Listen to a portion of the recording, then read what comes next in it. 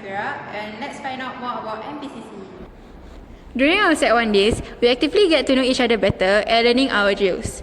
We also had many learning journeys. For our Sec 2 days, we had ATC, which is Adventure Training Camp, at Pulau Ubin with other schools and work together with other friends from the different schools.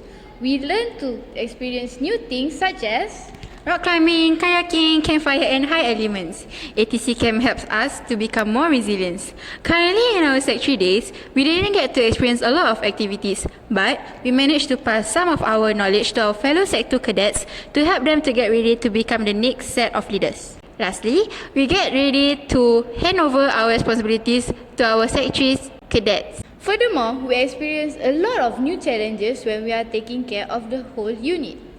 It was hard, but our Sec 3s managed to get through and work together. That is all we have for now. We look forward to speaking to you more about NPCC soon. Thank you!